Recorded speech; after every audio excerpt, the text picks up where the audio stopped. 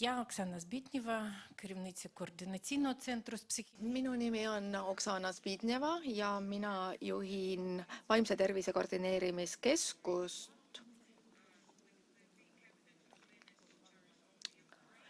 valitsuse peaministri kantselei haldusalas ja mina koordineerin How Are You algatust, mille eeskõnelejaks on esiledi Olena Zelenska. Täna ma räägin sellest, mida meie oleme teinud vaimse tervise vallas sõja ajal.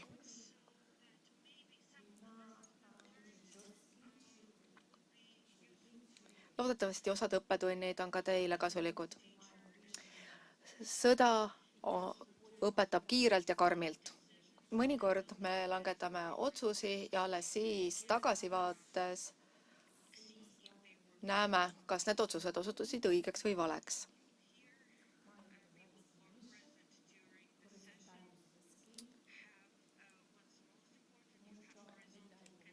Teil siin viibijatel on horisontaalsed sidemed. See on kõige olulisem, sellepärast kriisi puhul tuleb teha kõike väga kiiresti ja kõik põhineb kontaktidel, sellele, et inimesed tunnevad üksteist, võetakse telefon kätte ja helistatakse, nii et ma kindlasti soovitan teil horisontaalseid ja valdkondade vahelisi kontakte luua ja hoida. See aitab langetada õigeid otsuseid.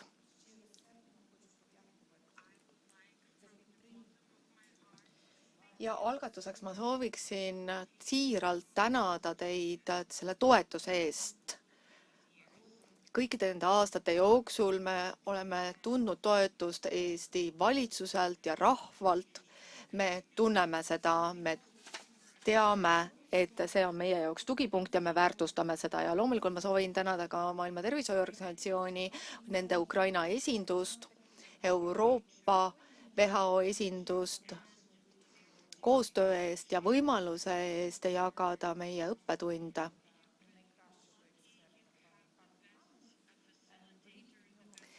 Teil veab, teile sattus härra Fahmi Hanna, parim ekspert, nii et küsige temalt kõik küsimused ära.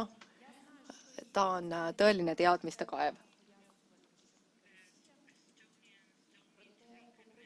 Ma tean, et eestlasi ei ole vaja veenda selles osas, mida Venemaa endast kujutab. Peamiselt keskendutakse füüsilisele taristule ja kaitsetaristule, kuid mina sooviksin esile tuua veel ühe võitlusvaldkonna. See on kognitiivne sõda. See sõda ei puuduta punktikesi kaardil, vaid õigus nimetada asju õigete nimedega. Ja me näeme, et kui me ehitame üles tugeva füüsilise kaitse, siis piiri ei saa ette panna infovoole. Meie andmete kohaselt iga 7. inimene, iga 7. eurooplane tunneb, et ta on vaimselt valmis toime tulema infosõjaga. Me teame, et Eestil on juba oma programm ja poliitika seoses infosõjaga, aga täna ma räägin nähtamatutest ohtudest. Üheks vaenlase relvaks on hirm ja paanika. See muudab inimesed abituks. Ja vaimne tervis võib selle tõttu muutuda ka kaitsevahendiks. 2023 me nägime, et sõja mõju on jõudnud palju kaugemale Ukrainast. Viisime läbi siis uuringu, mille kohaselt iga teine inimene tunnetab Ukraina sõja mõju.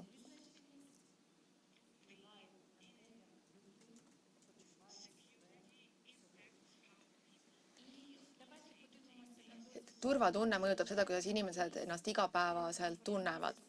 Nüüd aga vaatleme Ukraina kogemust, mitte ainult sõja perioodil toimunud reformid, siis vaatamata elektrikatkestustele, desinformatsioonikampaaniatele, negatiivsele infovoolule. Minu meelest transformatsioon, mida kehastab meie vaimse tervise programm How are you, kuidas sul läheb, on täiesti erinev sellest, mida selles valdkonnas teised riigid tavaliselt teevad. Ukraina praegune kogemus on ainulaadne. See on sotsiaalsüsteemid, mis tohutu surve all peavad toime tulema. Ja selle programmi nimetuseks ongi siis How are you? Ja see ei tähenda seda, et kuidas läheb, vaid mis tunne sul täna on, kuidas sa ennast täna tunned. See on kõige levinum küsimus, mida ukrainlased üksteiselt küsivad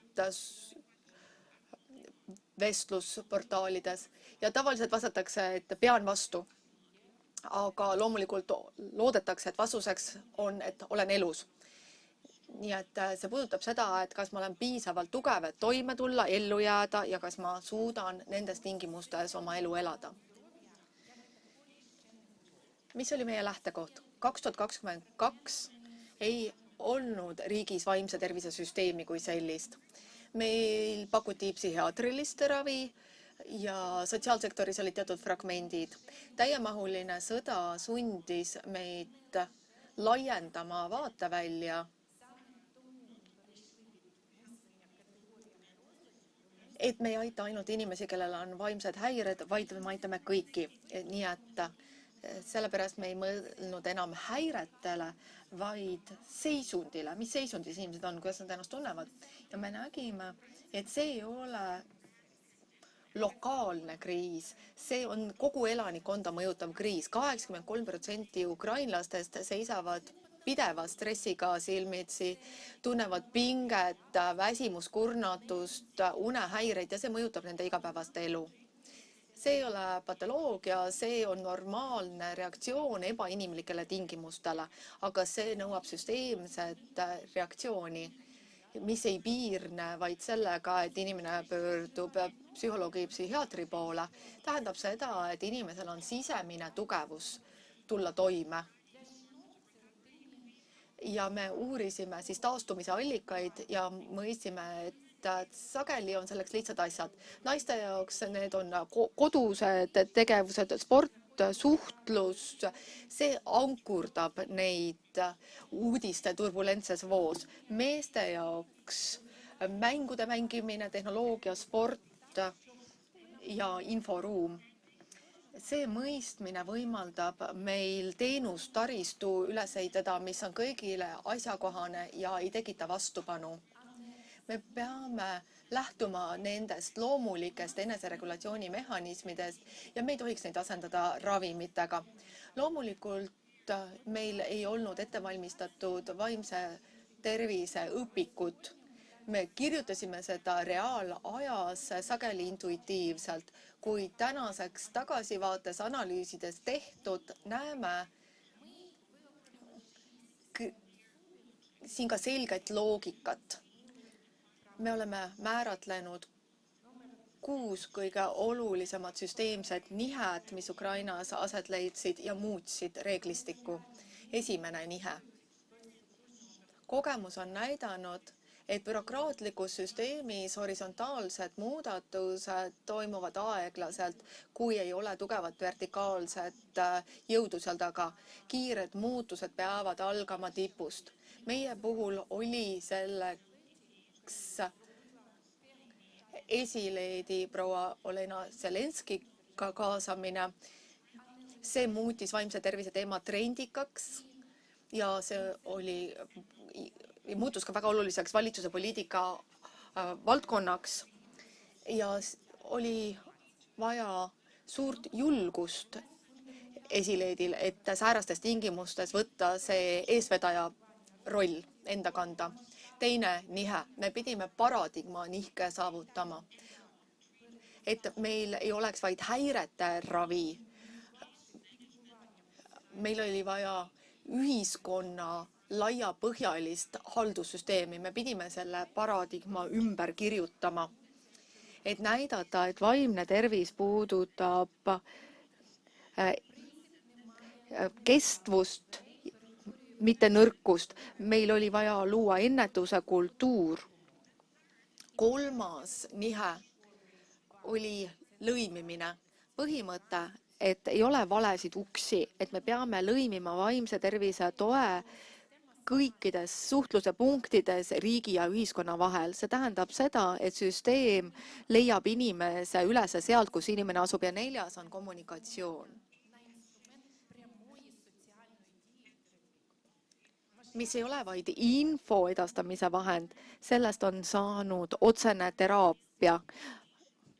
Laiamahuline kommunikatsioon ehitab üles enese eest hoolitsemise kultuuri, vähendab häbimärgistamist ja muudab miljonite maailmavaadet. Inimesed muutuvad oma vastupidavuse aktiivseteks loojateks ja selle asemel, et meil on selline koormav vertikaalne struktuur, on meil kolmetasandiline haldussüsteem valitsuse, regionaalsel ja kogukonna tasandil, mis loob ühtse riikliku süsteemi, kus on kohalike lahenduste paindlikkus sisse kirjutatud. І покривають потреби там, куди державна послуга ще не дійшла. Мобільні бригади, гарячі лінії, окремі сервіси для невеликих соціальних груп. Це все неурядовий сектор. І тут безцінним є партнерство з ВОЗ. Дякую перекладачу, яка працює з України. Можливо, Suur tänu Ukraina tõlgile. вчора нас знову Росія погасила. Te ilmselt ei tea, aga meil oli elektrikatkestus Venemaa tegevuse tagajärjel eile. Без опалення, Nii et але продовжуємо meil ei ole ei kütet, vett якось функціонувати.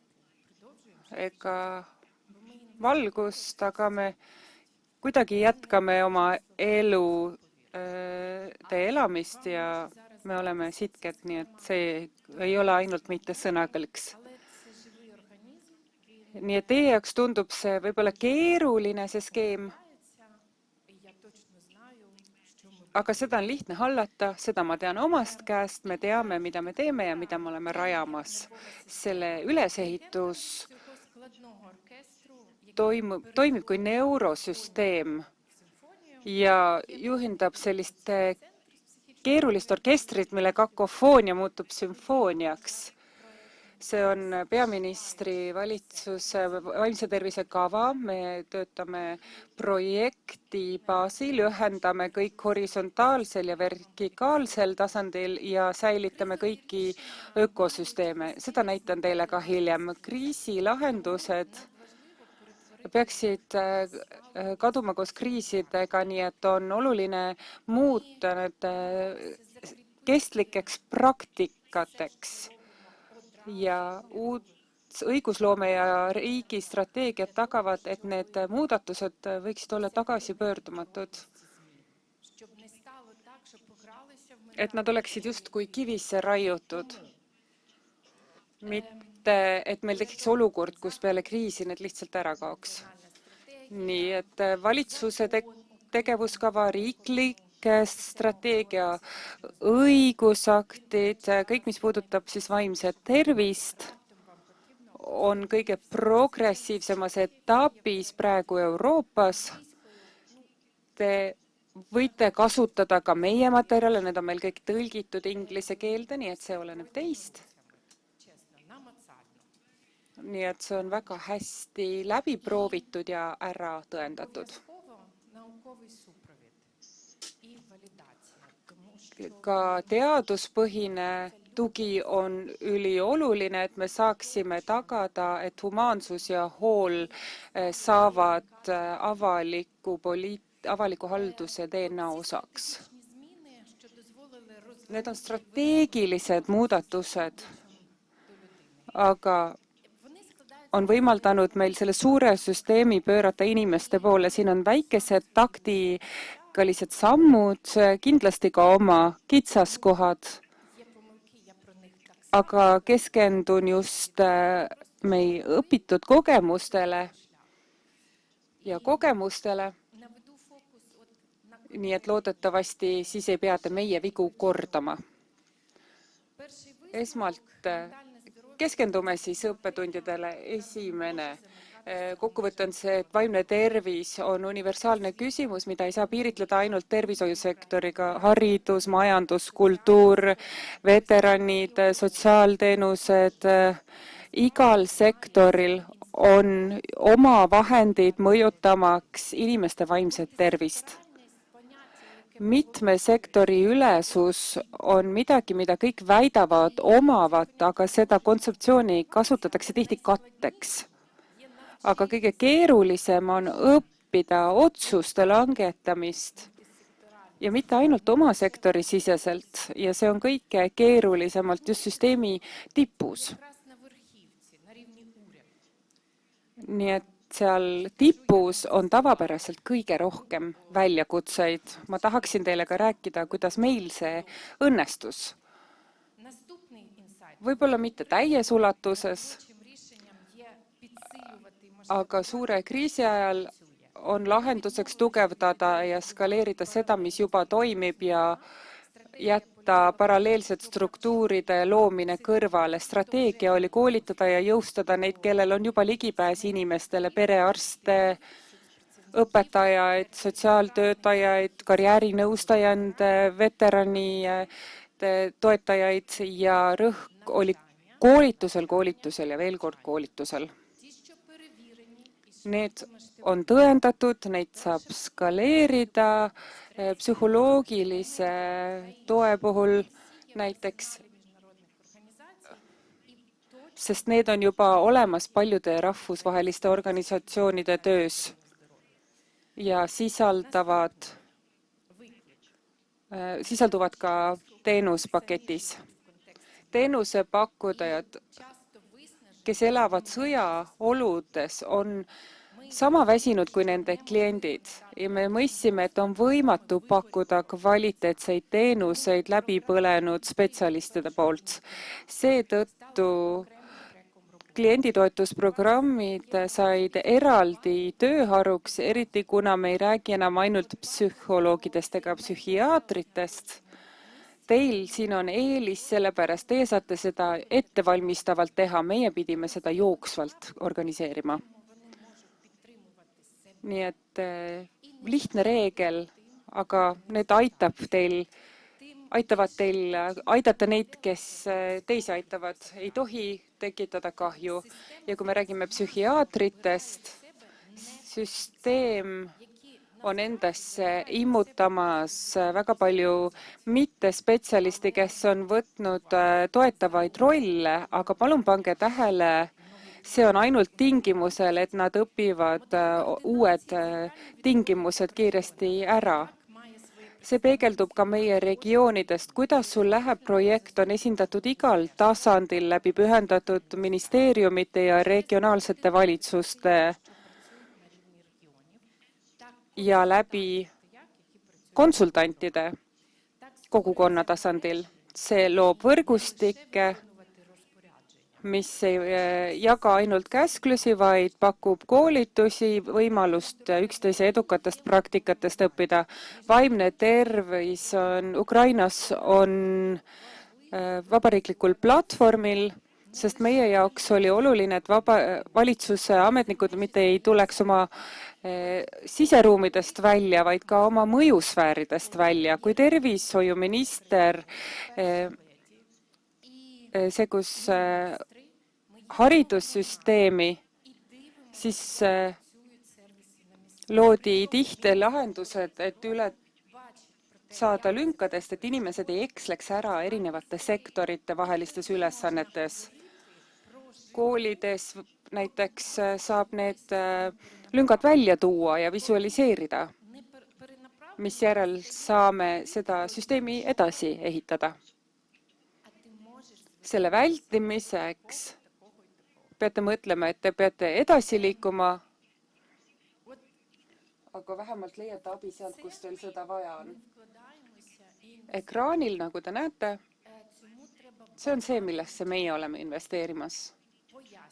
Ja me peame inimesi koolitama, me peame neile selgitama, laiendama, rääkima sellest, kuidas see kõik toimib, ja see muudab selle elusaks ja mis on veel olulisem, teenusepakkujad kogukonna tasandil peavad üksteisest teadlikud olema, nii et perearst peab olema teadlik, et on koolipsühholoog peavad olema teadlik keskuse või veteraniteenustest ja nende omavahel nad saavad koostööd teha ja töötada keeruliste juhtumite kallal.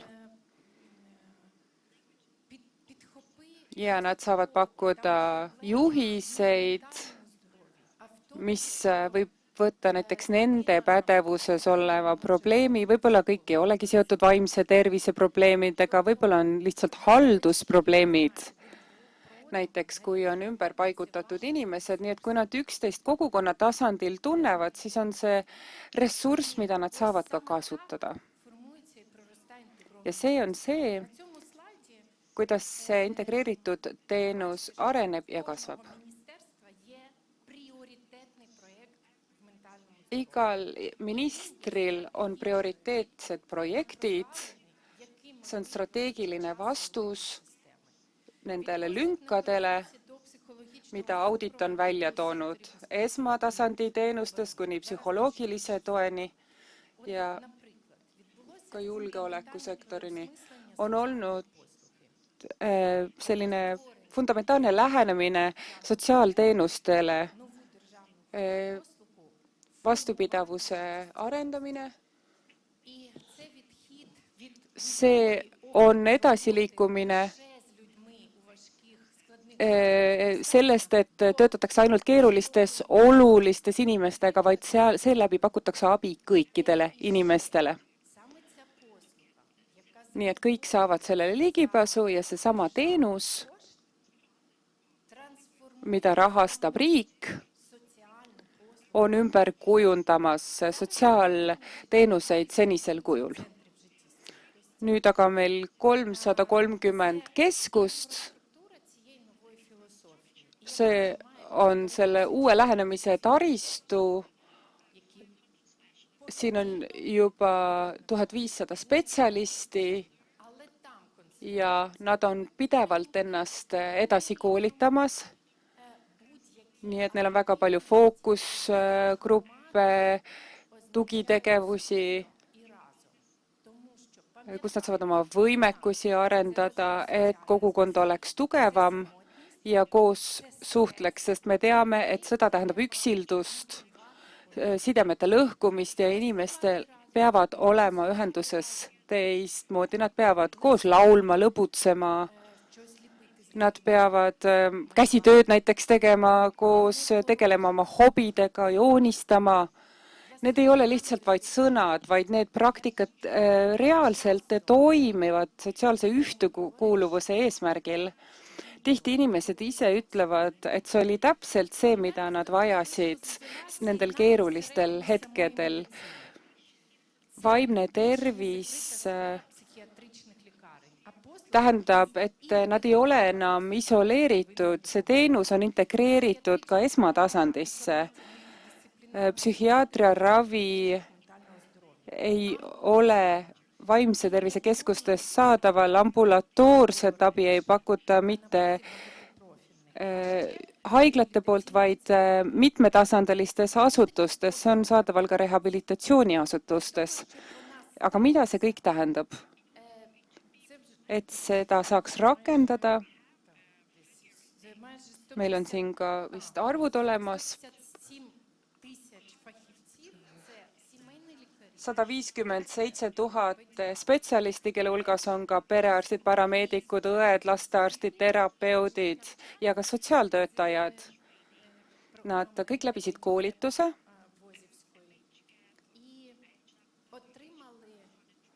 läbi WHO programmi ja nendega jagati teadmisi ja oskusi, kuidas nad saaksid töötada kõige levinumate vaimse tervise häiretega. Nii et see on ka see, kuidas see juurdus esmatasandi meditsiini. Nii et koos WHO-ga ühendasime Ukraina partnereid, neil oli rahastus, aga teenuse saajad, me teavitasime ka neid, et kõik ressursid tuleb ühendada, et suur hulk inimesi saaksid kõik endale vajalikke teenuseid ja ainult sellisel viisil sai sellest ka riiklikult toetatud pakett. Nii et nagu ma ütlesin, praegu see koolitus viidi läbi 157 000 spetsialistile. Aga nüüd on see integreeritud ka kaitseteenustesse, relvajõududesse ja Ukraina siseministeeriumisse. Ja me teadsime, et me ei saa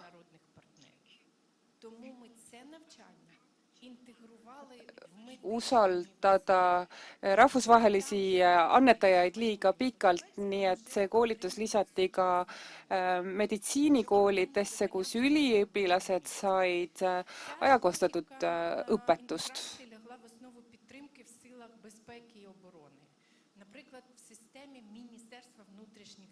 Vahepeal on Ukraina tõlge kadunud.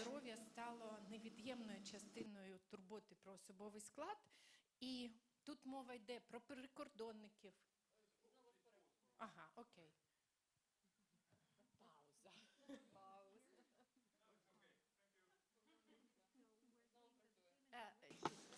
Sama lõimimisloogika kehtib ka kaitsejõududele. Tänan, et olete tähelepanelikud kuulajad. Mina hoian silma kellal peal ja varsti võtan otsad kokku ka. Nii et nagu ma siis ütlesin, siis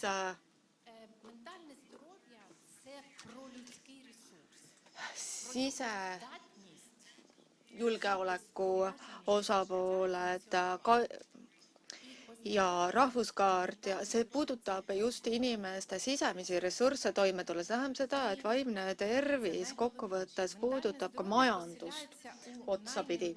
Ja kõige olulisem asi, vaimne tervis muutub osaks kõige ootamatumates kohtades. See on esindatud teatrites, muuseumites, raamatukogudes, spordiväljakutel. Need muutuvad vaimse tervise keskusteks, kui me lõimime erinevad praktikad. Meil olid need rajatised juba olemas, kus seda saab teostada. Meil oli vaja lihtsalt inimesed välja õpetada täiendavalt. Meil olid juba need töökohad, noortekeskused, spordirajatised ja nii edasi. Nii et põhimõtteliselt meil oli vaja kogu taristut nihutada, et see oleks inimese kesksem ja vaimse tervise keskne.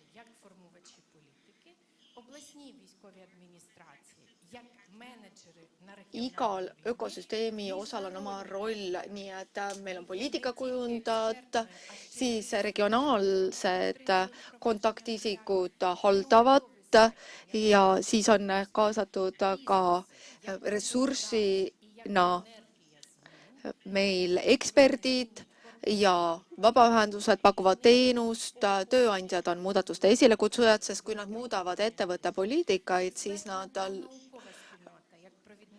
neil on väga suur haare. Akadeemilised ringkonnad veavad eest innovatsiooni ja oluline komponent muudatuse seisukohast on kohalik kogukond, mis neid teenuseid kohalikul tasandil kasutab, sest teenus peab jõudma inimeseni seal, kus see inimene elab. Kõik need rollid ei torka kohe silma ja ei ole ilmselged. Ettevõtteid võib vaadata kui tööandjaid, kes oma lahendustega toetavad töötajaid vaimse tervise valdkonnas. Nad tegelevad vaimse tervisega töökohal, aga nad mõjutavad ka inimesi, kelle jaoks kaupu ja teenuseid luuakse ja töötajad mõjutavad omakorda kliente. Nii et see on oluline ressurss, mis aitab muudatusi esile kutsuda. Nii et kõige keskmes on ikkagi töötajad, inimesed, muudatus ei ole võimalik, kui me ei muuda väljaõpet ja selleks on vaja ka väljaõppesüsteemi muuta. How are you programm teeb koostööd ülikoolidega, mis koostas selle paradigma nihke. Me viime läbi sotsioloogilisi uuringuid, me oleme analüüsinud koolitusprogramme, me juba teame, mida on vaja muuta ja kuidas sellesse süsteemi tuua sisse tänapäevaseid teadmisi. How are you on ka terviklik teenuskaart, mis hõlmab avaliku sektori teenuseid, digilahendusi, kogukondasid, aga meil on vaja, et inimesed seda teenuste võrgustikuga usaldaksid. Me nägime suurt lünka bürokraatia, žargooni ja tavakeelekasutuse vahel. Inimesed ei ütle kunagi, et mul on vaja psühhosotsiaalset tuge. Inimesed ütlevad, et ma olen väsinud. Mul on tööl probleeme. Ma ei suuda hommikul ärgata. Nii et me peame siis esmaliini töötajaid välja õpetama tõlkideks, et nad tõlgendaksid ja tõlgiksid. Kui inimene ütleb, et südames on valud, et vererõhk kõigub, siis me õpetame neid sümptomeid märkama, et see on ärevus. Kui vanem naine kaebab, et tal ei ole üldse jõudu ja tahab kogu aeg pikali visata, siis ei ole võib-olla vanusest. See võib olla isolatsioonist tingitud depressioon. Samuti teismeliste puhul võivad sümptomid hoopiski olla suunatud sellele, et neil vaja stabiilsust. Me ei taha ainult ravida, me tahame tegeleda juurpõhjustega. Ja me ei räägi siin kitsast sihtrühmast. Kõigil on omad raskused ja keerulised lood. 33 meie peamiseks prioriteediks on muidugi 33% meie kaitsjatest, veteranidest ja nende pered, kes õpivad oma elu uuesti elama peale seda, mis nad on kogenud. Üle 30 miljoni naise lapse saamise vanusevahemikus elavad tohutu ärevusega. Mitu miljonit last on programmi fookuses. Siis inimesed, kes on pidanud kodust lahkuma, 43% neist seisavad silmitsi vaimsete probleemidega igapäevaselt. Samuti erivajadustega, puuetega inimesed, pooltel on enda sõnutsi vaimse tervisega probleeme ja eakad inimesed. 80% eakatest kannatab ärevuse all ja üle poolte neist elab üksi. Seisavad silmitsi nende probleemidega üksi, sest lapsed on pidanud riigist lahkuma. Ja 4,1 miljonit on kogenud okupatsiooni ja vajavad tuge selleks, et uuesti integreeruda ja taastuda. Ja kodanikuühiskonna kontseptsioon Ukrainas on muutunud oksümorooniks. Igalühel on oma sõjakogemus, kõigil on kogemus, kuidas on vaja varjuda pommide eest. Nii et me ei tohi häbimärgistada, me ei tohi teha vahet traumeeritud ja tervete inimeste vahel. Me toetame kõiki, kes nende ebainimlike tingimustega peavad rinda pistma. Et see traumeeriv kogemus muuta kasvuks ja arenguks. How are you on dokumenteeritud, kuidas süsteeme on loodud. Meil on väga terviklik dokument. Kui te skaneerite selle QR-koodi, siis saate selle ligipääsa. Ma jätan füüsilise koopiaga siia saali. Ja lõpetuseks ma tahaksin öelda, et väga oluline on vaimne tervis avaliku poliitika osana prioriteediks seada. Me ei täida lünki, vaid me peame keskenduma sellesse, et me investeeriksime inimkapitali ning vastupidavusse, vastupanusse. Sest kui me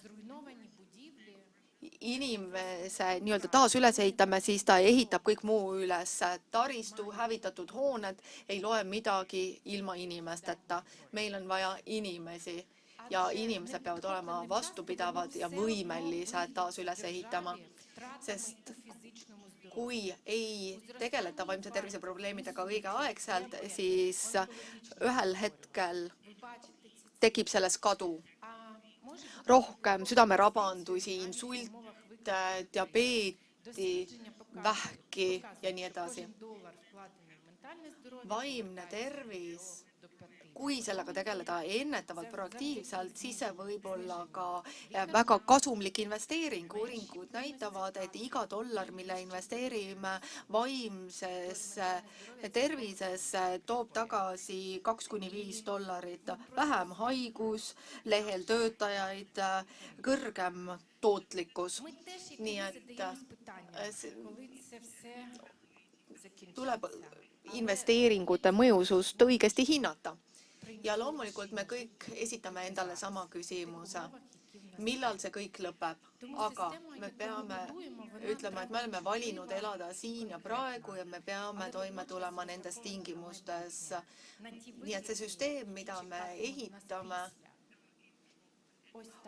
on mõjutatud traumast suunatud tulevikule, aga vundamendiks on vastupidavus ja julgus liikuda edasi. Me ei ole fatalistlikud, me ehitame üles julgust ja vastupanuvõimet ja toetame inimesi enda ümber. See süsteem, mida me ehitame, kas see on ideaalne? Ei ole. Kas me oleme õppinud kõiki probleeme lahendama? Ei. Kas meil on vastused kõikidele küsimustele? Ei ole. Aga me küsime endalt õigeid küsimusi ja me ehitame üles seda taristut, mis meil on vaja, et töötada välja teenuste süsteem, valdkondade ülene teenussüsteem, mis võimaldab tegeleda keeruliste teemadega nagu suitsiid, uimastite tarvitamine, PTSD, unehäired, põhimõtteliselt sõjatrauma. Ja ka uued haigused, mis on kaasnenud sõjaga. Näiteks meil on uus väljakutse droonifoobia.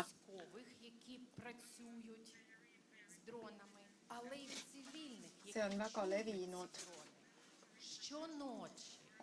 sõjaväelaste seas, kes töötavad droonidega ja tsiviilisikute seas, kes iga öö kuulevad droonirünnakuid akna taga.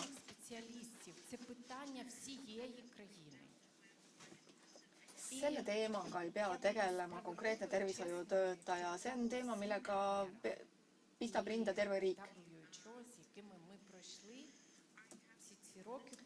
Ja ma pean olema aus ja ütlema, et me ilma WHO-ta ei oleks seda suutnud ja ilma kõikide teiste partneriteta. Ja ma tänan ka teid tähelepanu eest, et te kuulate avatud südamega. Ma olen valmis vastama kõikidele küsimustele. Me oleme väga-väga avatud ja valmis dialoogiks. Kõik, mis pakub teile huvi, ükskõik mille kohta soovite küsida, siis tehke seda. Ma jätan siia ka oma kontaktid ja võtke minuga siis kindlasti ühendust. Aga mul on veel 10 minutit aega, nii et nüüd on aeg mulle otsa vaadata. Kõik, kes teevad olulisi asju, vaadake mulle otsa ja mõelge, mis teid püsti hoiab iga päev, mis muudab teid vastupanuvõimeliseks. Mulle ei pea ütlema, lihtsalt mõelge ise, kust tuleb teie vastupanuvõime. Ja palun teilt ka suurt teenet. Võtke mobiiltelefonid. Nii et kirjutage oma lähedastele, et te armastate neid. Kirjutage oma lapsele, elukaaslasele, vanematele, ärge tundke piinlikkust, tehke seda. Sõda on näidanud meile, et me ei võta piisavalt aega, et teha kõige olulisemaid asju. Nii et ärge unustage olla olemas nende jaoks. Ja ma hoian teil silma peal, ma näen, et kõik ei saada sõnumit. Saatke sõnum nendele, kes annavad teile energiat, neile, kes teid püsti hoiavad.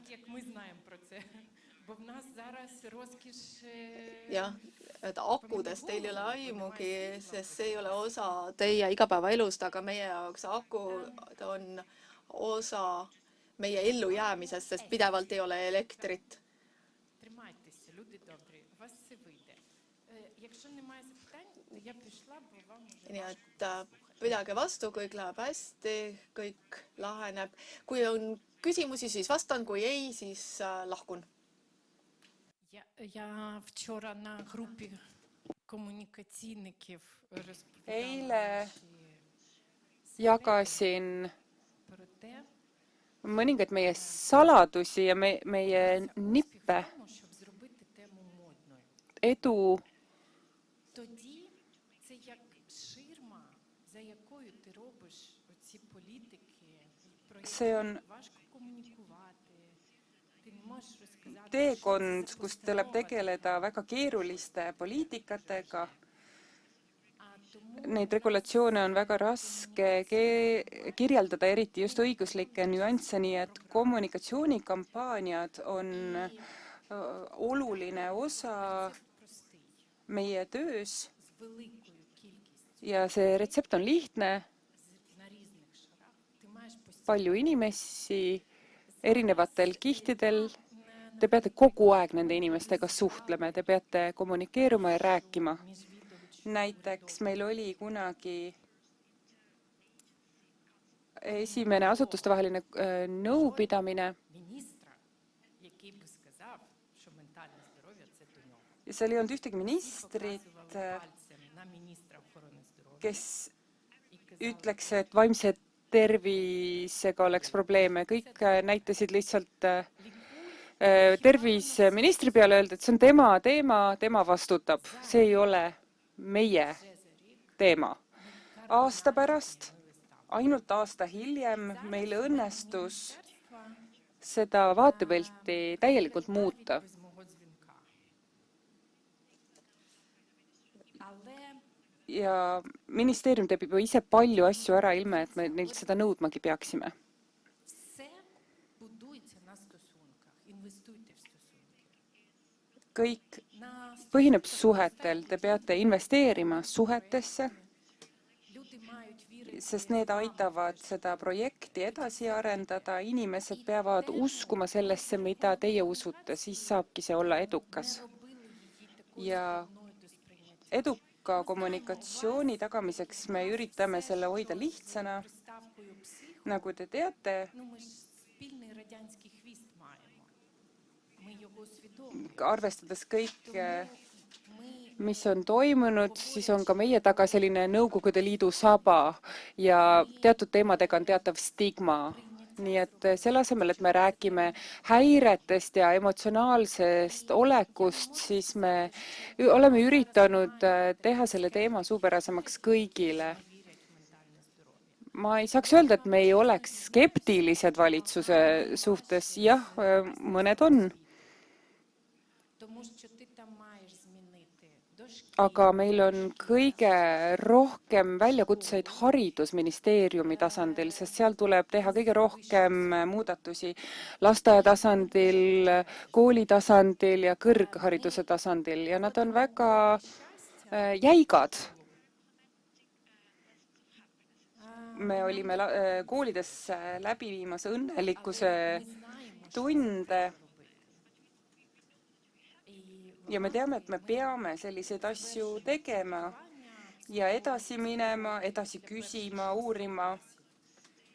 це базові емоційні навички, вміння управляти собою. Näiteks õpetama lastele põhilisi emotsionaalseid oskusi, et nad oskaksid ennast emotsionaalselt reguleerida, aga peame harima ka arste, sest nemad on kõige skeptilisemad. Psühhiaatrid on kõige skeptilisemad. Психіатрів, а від станів людей і так потроху. Sorry. Me lihtsalt üritasime kõigile läheneda selle teemaga. Vabandust, aitäh. Suur tänu, Oksana. Nagu te teate, mulle alati avaldavad Ukraina saavutused väga muljet, aga ühes asjas ma olen erimeelel. Ma arvan, et kui sa rääkisid Ukraina süsteemi tugevustest, siis sa ühe unustasid ära. See oled sina. Et on selline eestkõneleja, kes tegeleb regionaalsete koordinaatoritega, nende tööga, 200 koordinaatoriga. Paljude MHPSS juhtide seas olid sa üks paremaid ja sa juhid koos humanitaarabiga ühte suurimat koordinatsiooni üldse, seal on 350 osalejat. Minu küsimus kohaliku juhtimise tasandil, sest täna me räägime ju juhtidega Eestist. Mida te teete igal koosolekul oma regionaalsete nõustajate koordinaatoritega, millest meie Eesti kolleegid saaksid õppida?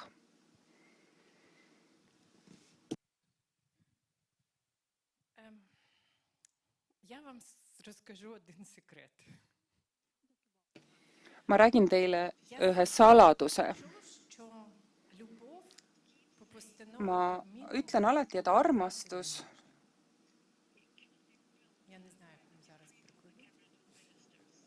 seda ei loo seadused.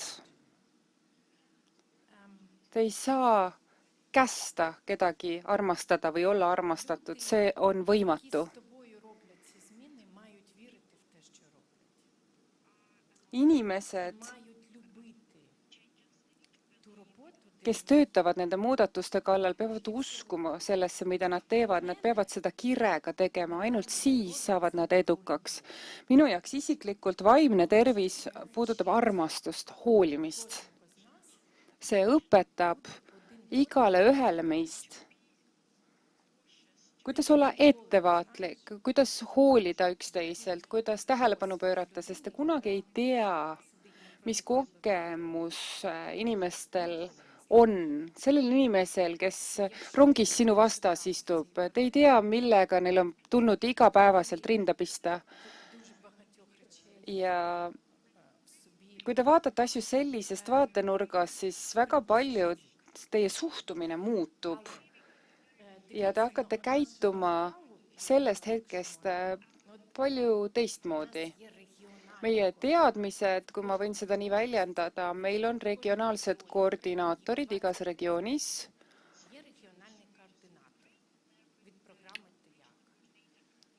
Ja seal on ka regionaalne koordinaator, kes meie programmi esindab. Ja kes nad siis on? Nad on inimesed, kes ei tööta nad ei ole valitsuse ametnikud. Nad ei pea seda tööd tegema. Mõnikord on meil seal esindatud ka ametnikud, sest see muidugi oleneb ka inimestest. Aga et need isikud saaksid oma tööd teha, leidsin sellise lahenduse neile. Meile antakse heakskiit, nad saadavad meile määratakse koordinaatoriks mingi inimene, me peame selle heaks kinnitama. Me anname kriteeriumid, profiili, siis nad leiavad inimese, me valime sealt inimese.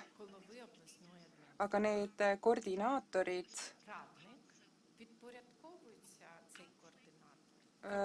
tegelevad ka nõustamisega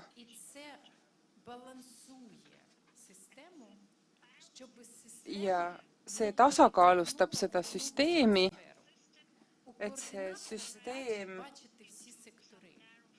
ei jääks toppama vaid kitsale valdkonnale, kus see koordinaator vastutab suure pildi eest kõikide sektorite üleselt.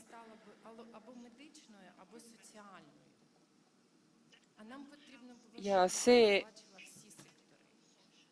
kui vaimse tervise teemad jääksid kindlate osakondade tarbeks, siis see jääks ainult meditsiiniliseks probleemiks, aga me peame vaatama kõikide osakondade vältel ja me peame koolitama, rääkima ja teadma seda, mida me teeme. Tänan tähelepanu eest, olen vist juba üle aja läinud. Suur tänu Fami küsimuse eest.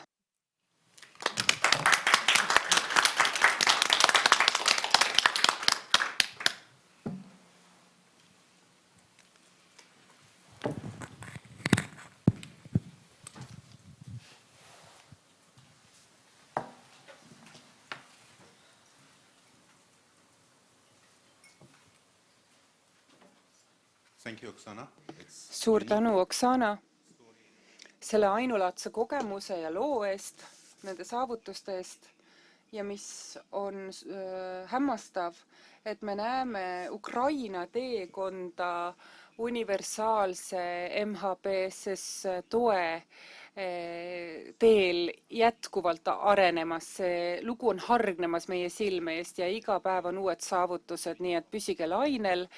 Ja ma loodan, et paljud meie kolleegid leiavad teid ka läbi sotsiaalmeedia ja saavad jälgida teid erinevatel platvormidel. Oksana ja Katrina, palun jagage ka neid koordinaate, et meie siinsed kolleegid saaksid teie suurepärase programmiga kursis olla. Et me saaksime kõik kuulda, mida Ukraina teeb inimeste toetamisel nendel keerulistel aegadel, aga ka pilguga tulevikku, loomaks süsteemi kogu Ukrainale.